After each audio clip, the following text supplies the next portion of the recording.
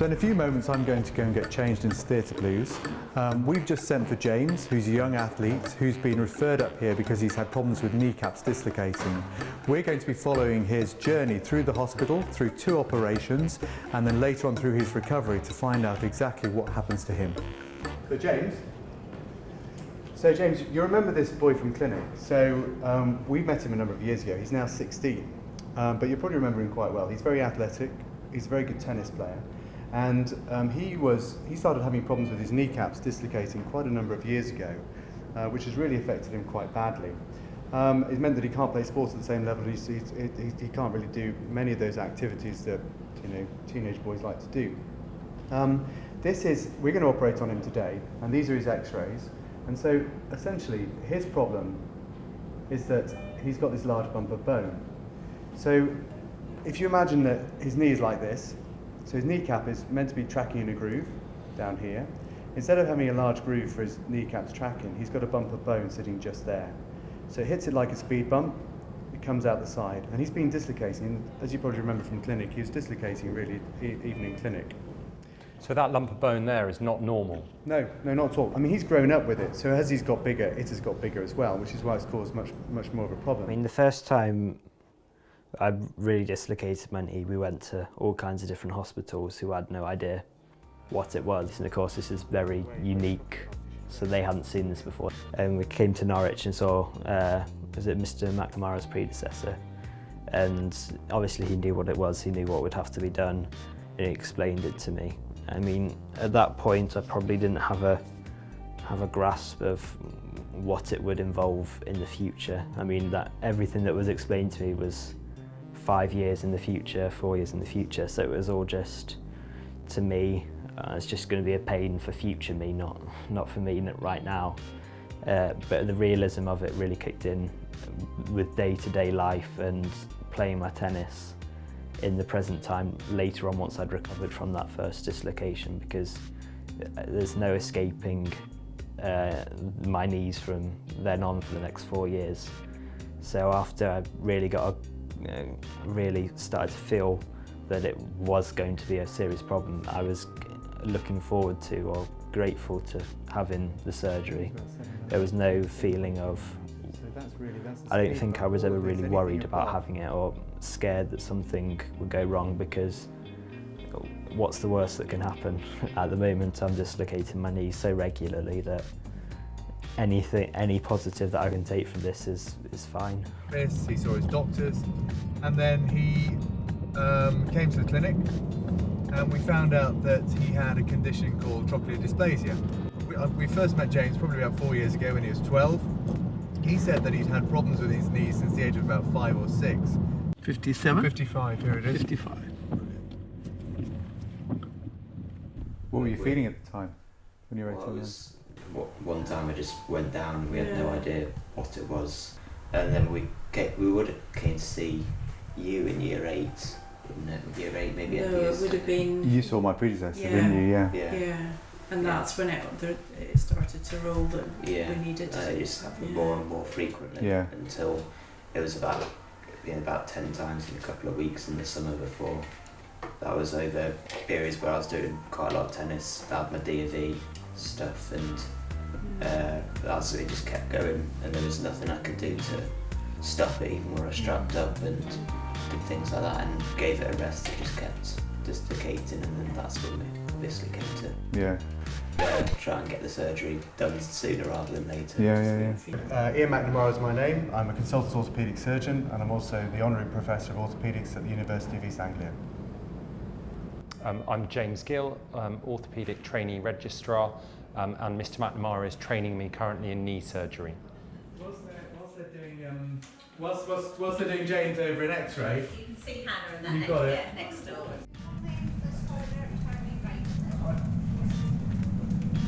So I met James when he was referred to the X-ray department from orthopaedics. He was one of many patients that day, of course.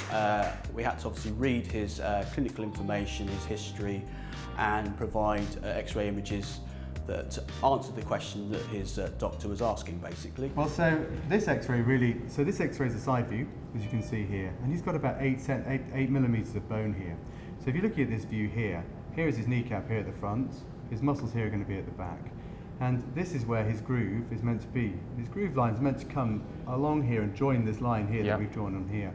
As you can see, his groove line crosses there, and it goes up to about 8 millimeters, which is enormous in a knee. And as you can see from the view from the top, here this is his kneecap sitting. It's meant to be sitting in a groove here. And this is completely... There's no groove, no is groove, there? absolutely. So it's like essentially trying to balance a golf ball on an orange, really. The whole thing is just wobbling all over the place. So the idea of this operation is that we're going to open up his knee. We're going to have a look at this bit here, and then we're essentially going to come underneath the surface of the knee, which is the gliding surface of the knee, take away a lump of bone here, which is all of this stuff here, and then drop that back down again, so therefore we recreate a normal-ish groove for him. And then we'll rehabilitate him afterwards and see how he gets on. So when James came down for his appointment for his pre-op, they took swabs from him to test for MRSA to check that he didn't have any infections. They're also very particular to make sure that you haven't got a cold, you haven't had a cough or a temperature beforehand as well, so you're not bringing anything in when you come for surgery.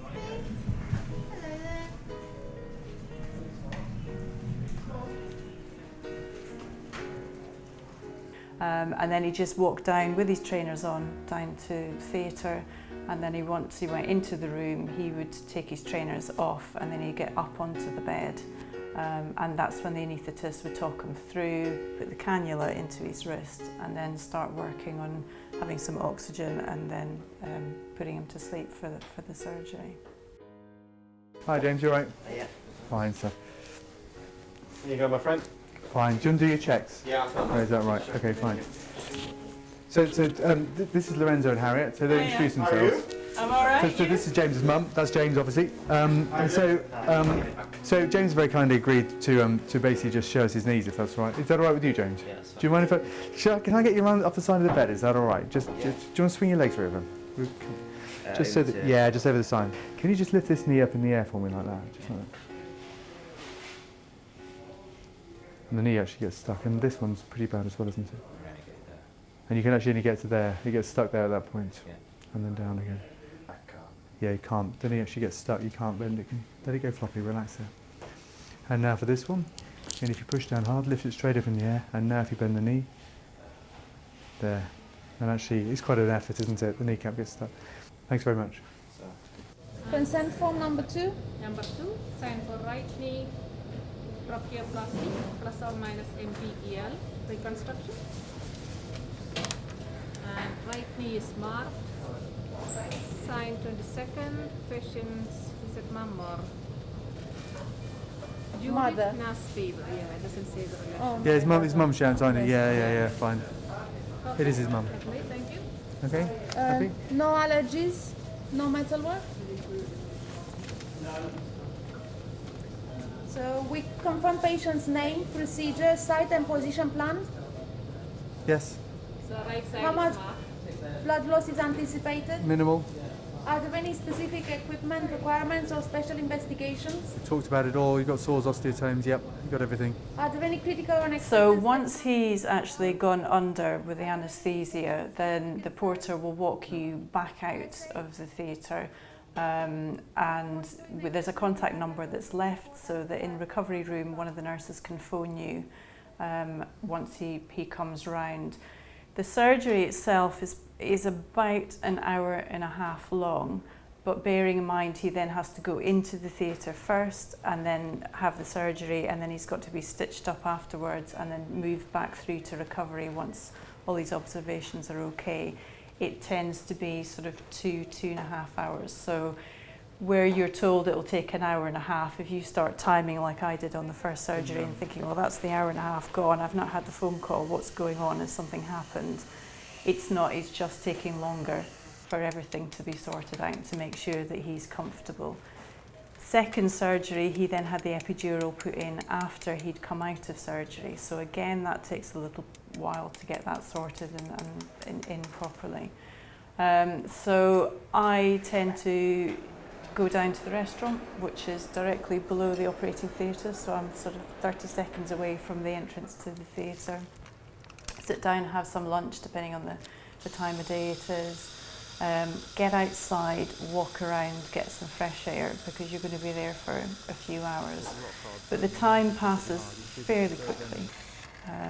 And second time round it passes even quicker, because I think you've got the confidence to know what's going to happen and you know how things are going to be.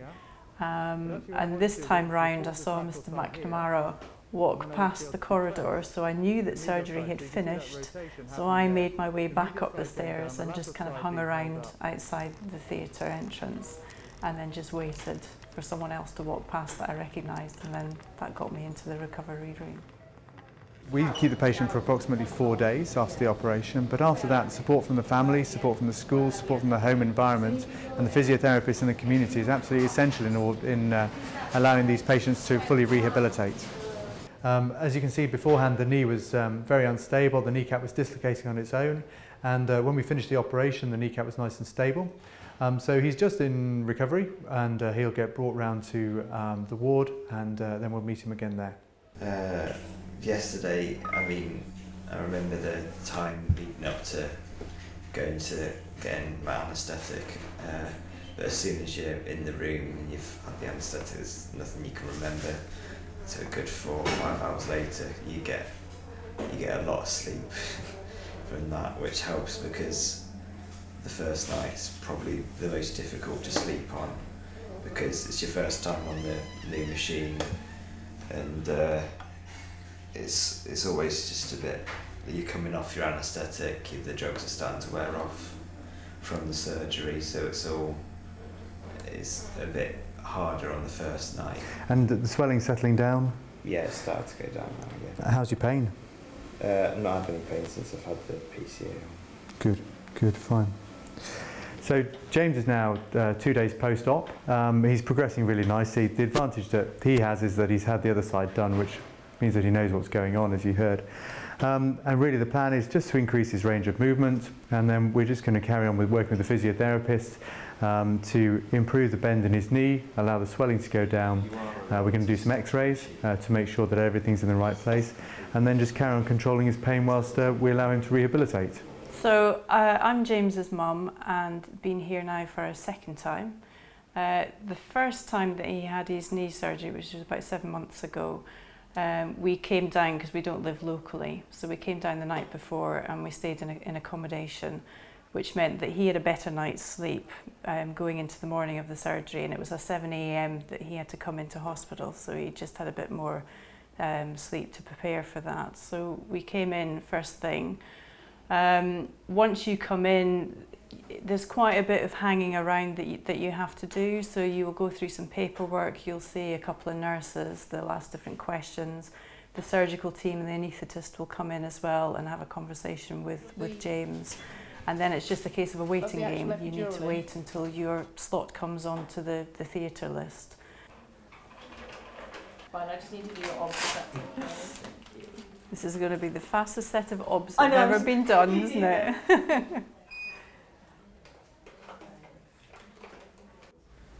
And it's definitely boring by day 4, because there's less that you're not getting up to do as much, so you won't have an x-ray or anything to keep you preoccupied. Or we're going to move the CPM machine, and then we'll help you sit on the edge. And just make sure all your attachments are out of the way. So what I'll do is I'll just support your leg again, and then what we'll do, if you can bring yourself around. Yeah, you got it.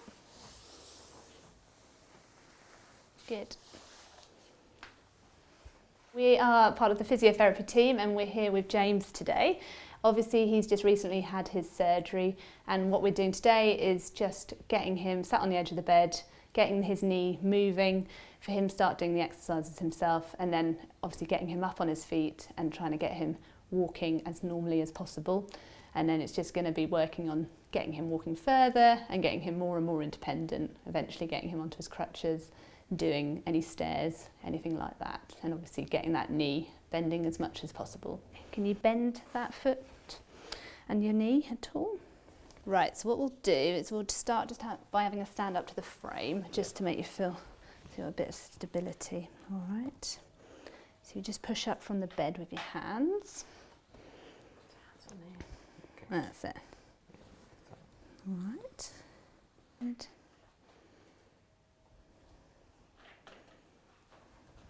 So eventually we want to get to the getting onto your heel, coming onto your toe, and then your toe off. But that will come. What we'll aim to do is we'll see James every day that he's here while he's an inpatient, and it will just be with an aim to getting him more and more mobile, more and more independent before he goes home. So has it just sort of been stopping, all right, randomly? Yeah. Okay. So we've followed James through his operation. We've seen his early rehabilitation in hospital. Now we're going to take him for an x-ray to make sure the x-ray looks good and the bones are in the right place. Then we'll follow him as he goes home and starts his rehabilitation at home. So these are the post-op images of James, who we operated on. He's obviously still rehabilitating downstairs. He's on his CPM machine. We've got these just to check, and I think they look pretty good, to be honest.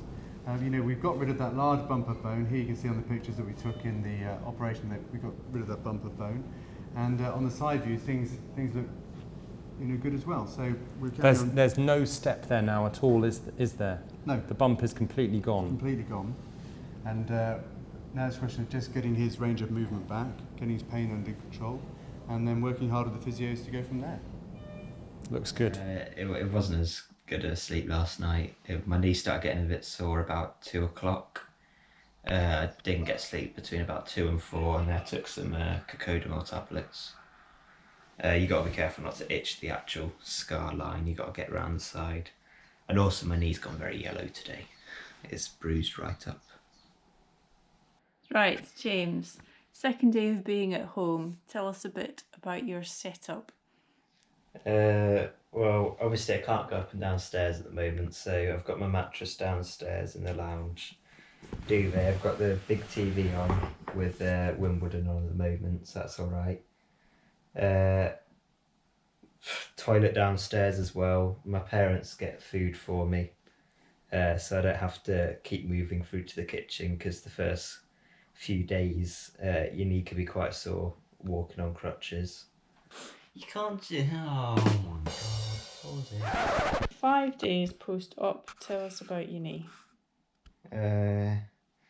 I'm doing my second set of exercises for the day, so I'm getting my knee to more or less 90 degrees, and that causes the stitches to weep just a little bit, so I'm having my dressing changed probably in a couple of days.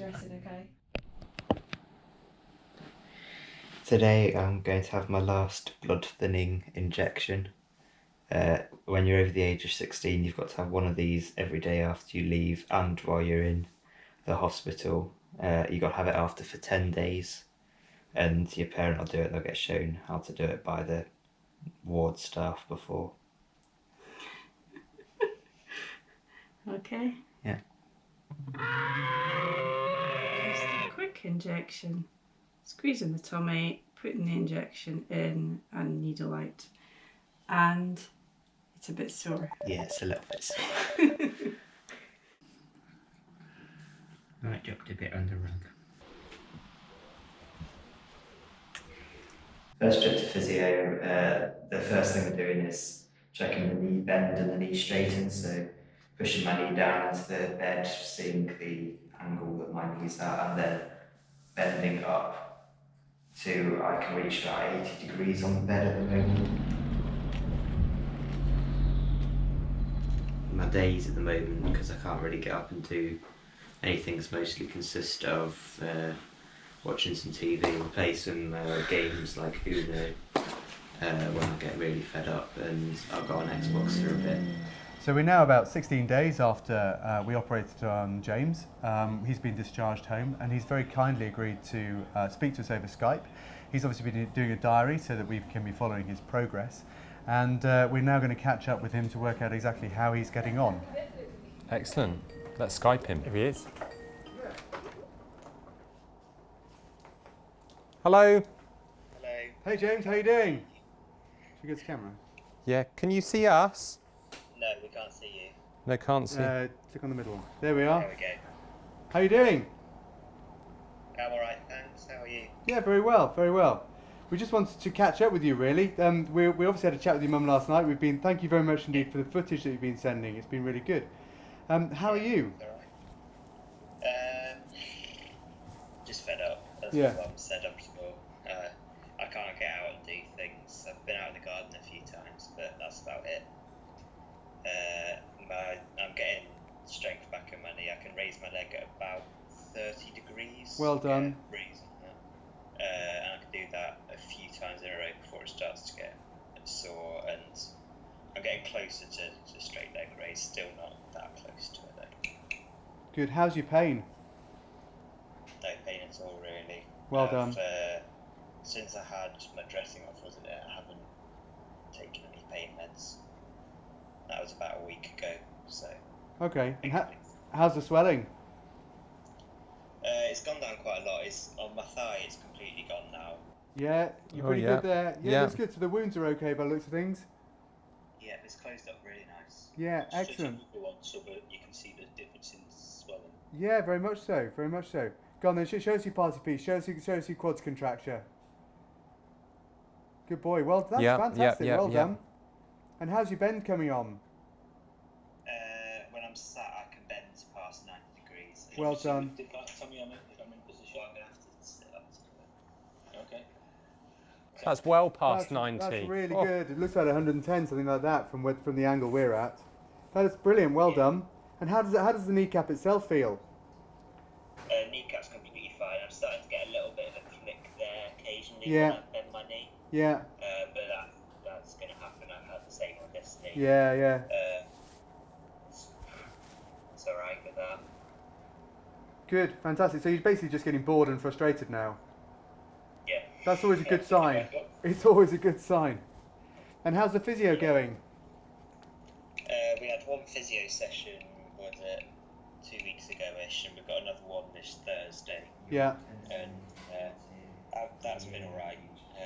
We went down, she didn't want to be on camera, but she showed the exercises and I talked through the exercises, and as I did it, and I haven't had a problem with them. I've been doing maybe twice or 3 times a day, depending on what I've been doing. Brilliant. Since I've been in the car, I haven't been doing it as much. Yeah, sure. How's your pain in the car? Because that was a bit of a struggle, wasn't it?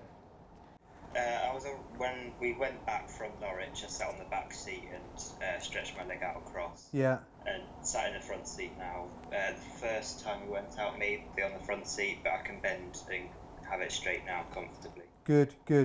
And do you feel a difference in the tracking of the kneecap as you're bending it?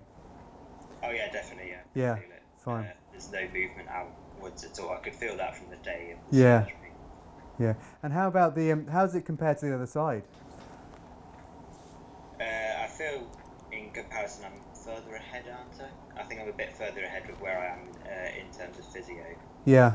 Mostly I know what I'm doing. I was a bit more nervous with my other one, knowing what I'm going to do with my physio. Like, I was a bit more nervous trying to do the straight leg raises because tensing my kneecap, pulling it towards me, was where all the swelling was, and I was a bit nervous about doing that, but I'm alright on this one because I know I've done it before. It'll be alright. Yeah, good. And how are you getting with things like mobility? How are your crutches and things like that going? Are you still on crutches? Are you one crutch or? Still on crutches. When my mum's not looking, I'm doing sure. You're furniture walking like a toddler as well, are you? Well, I can walk reasonably. I can walk from here across to the other side downstairs without crutches if she's not there. That's really impressive. With crutches, I'm walking fine with them. I'm fully weight bearing on my left leg. Yeah, good. She's appeared at the door now, so. Yeah, quite. We got to stop talking about that bit now. Yeah, you're clearly obeying. Yeah, fine. That's fantastic. Well done. Anything you want to ask us? Not really. I mean, there's just a couple of stitches sticking out, but I know that's fine. We can just have them pulled out. Yeah. Call surgery when that happens. But that's fine. Brilliant. Really fine. Thank you. We've been going through the footage that you've been sending. It's really good, particularly the bits with the cat in. That's always an absolute winner. Thanks for that. I like the get. She also won at Lotto or whatever it was. You know. Pardon? She beat you at the card game. Get in there. That was the one time. Great. Okay. Look, we won't interrupt your afternoon too much, but thank you very much indeed for taking the time to talk to us. Anything else that you want us, that you need to tell us, or anything that we've missed? I don't think so. We've been through everything. With my knees completely fine, so I'm all good. When we were setting up the call yesterday, we were chatting to his mum, and basically she knew that she knew that he was getting better when he started to basically get bored, which is exactly what you're seeing. He's doing really well, and that's because we've done the other side basically. So he knows what it's all about. Also, he's well motivated. He's working hard. So he's progressing really well. Yeah, his knee bend was impressive. Really impressive. Wasn't it? Yeah. And as you said, he is more. I think he's more confident in all of his exercises. Yeah. Because he trusts it, because the other side has worked. And he knows. He knows what he's going through. Yeah. Yeah. So we'll catch up with him in 4 weeks' time. It's day 22, post-op Tuesday. Foot up, tense the quads and try and draw the kneecap up this direction towards me, and then push down into the bed for 5 seconds. You're going to do your physio or do the neck exercise?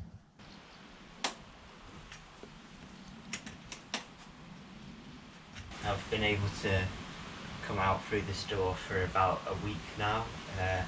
The main problem with it was that it goes up and then back down to get out, which is the difficult part. It's better to come outside, get some actual fresh air, but I can't sit here for too long because it's not soft enough to provide support underneath my knee.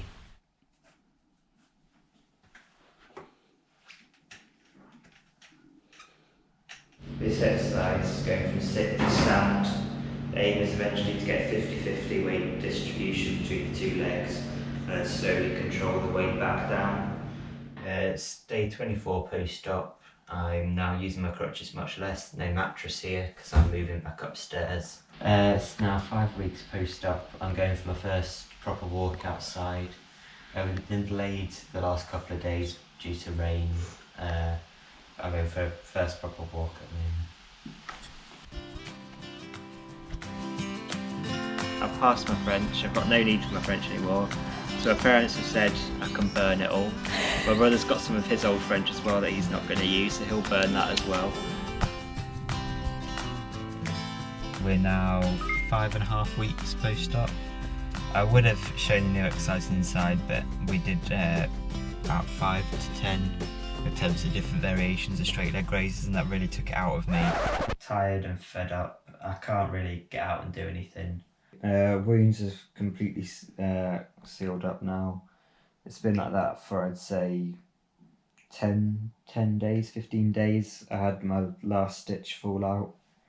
It all the way along it is completely sealed, up and down it. On the outside there is barely any visible mark of the scar now.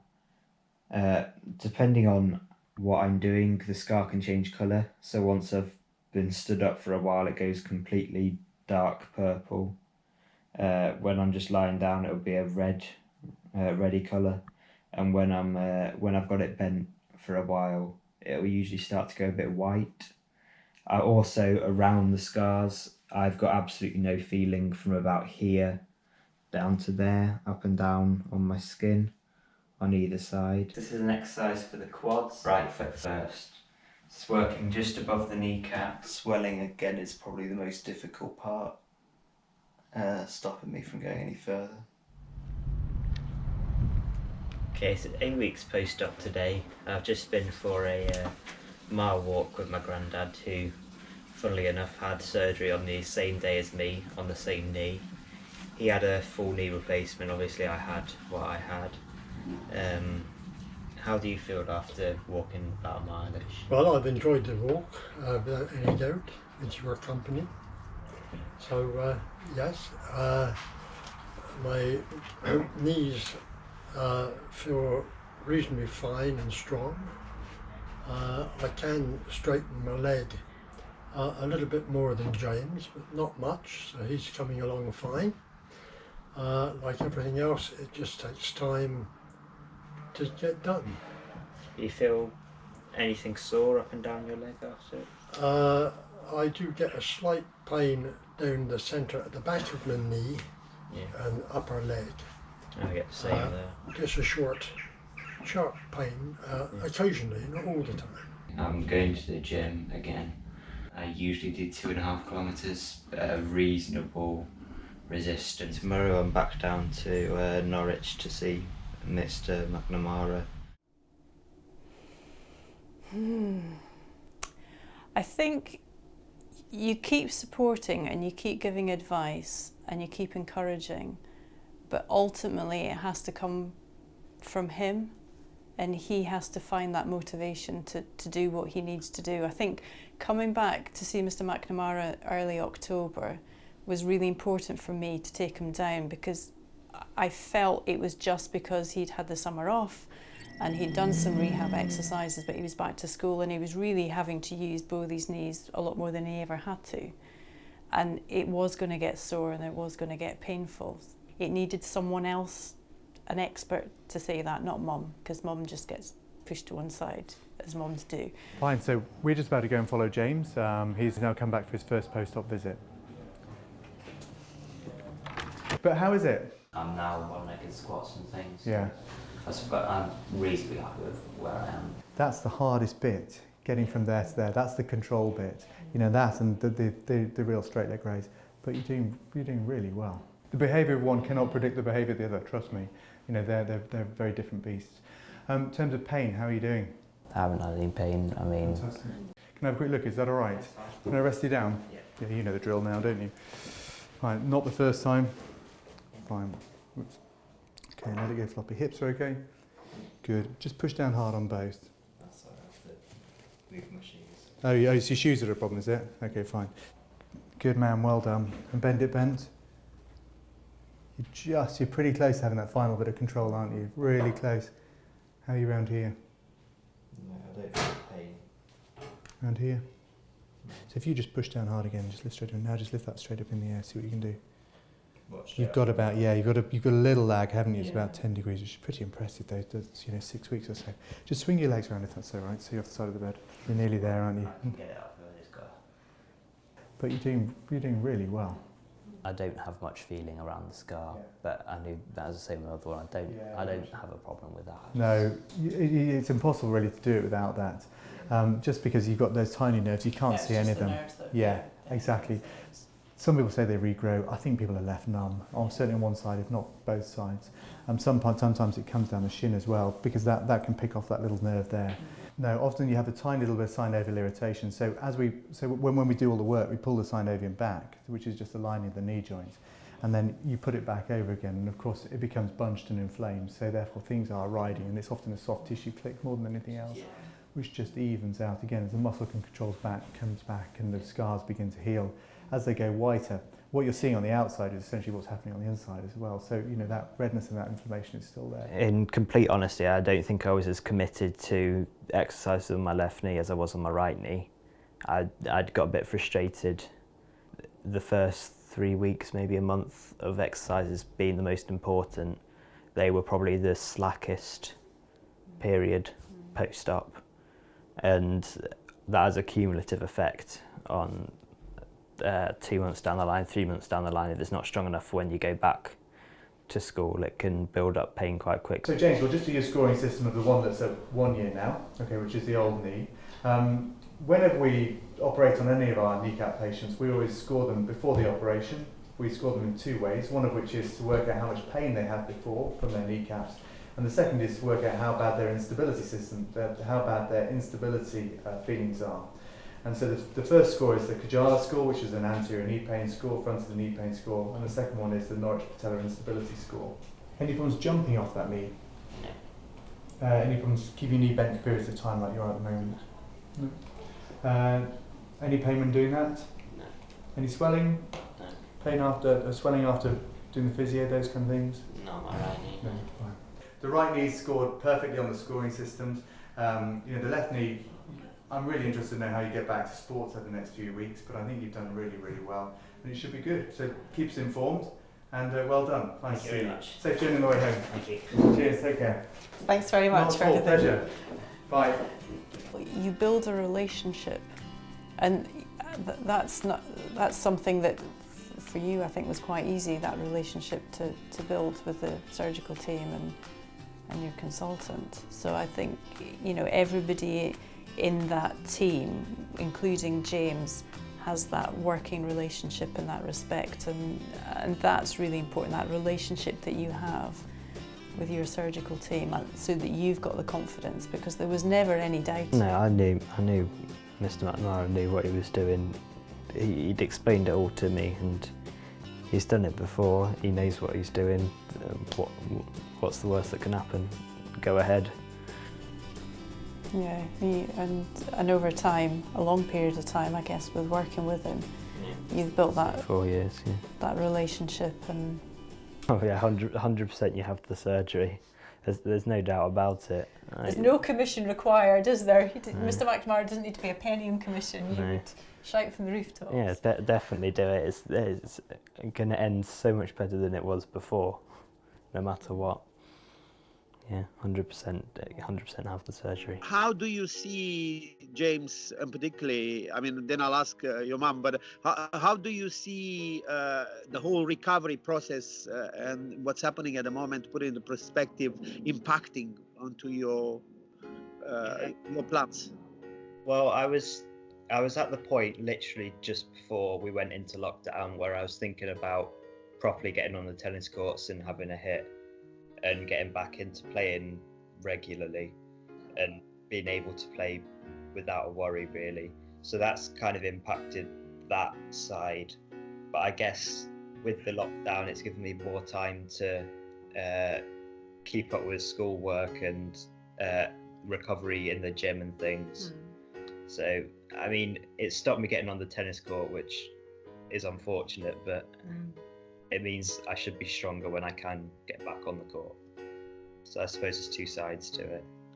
So are you still keeping in touch with the hospital or Mr. McNamara, or that's completely from your point of view, you don't need to be back to keep in touch with the surgeon, or you need to come and see them in 6 months, a year, or that's because I don't remember on the last appointment exactly what was the final decision. I think it's September, is it? Yeah, you had an appointment for September to go back for another check. So that'll be your 12 months for your second knee. Well, 14 months, but roughly 12 months. Yeah. And is that still in place, or we playing by ear? We'll try to see what is the situation with the coronavirus, the pandemic, and the appointment's been put in for, I think it's the 4th of September, but I would imagine it will all be dependent upon if there's a second wave of virus that stops and the lockdown goes back in place again or not. But at the moment it's at September. But I think that's really more for another MRI to look at the knee to see how it's progressed internally.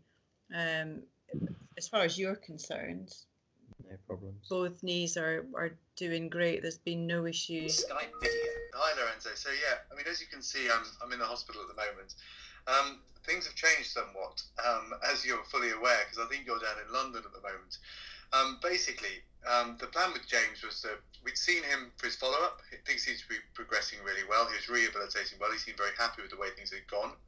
His plan was he's going to get back to playing tennis, and then we were going to catch up with him in about September for the year follow-up, and then go from there, really.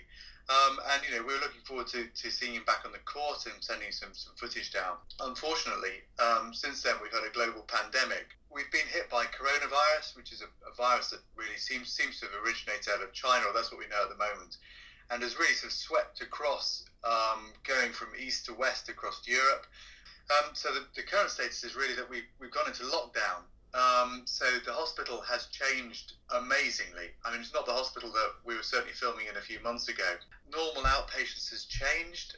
We're not seeing routine face-to-face patients. We're not doing any kind of routine operating.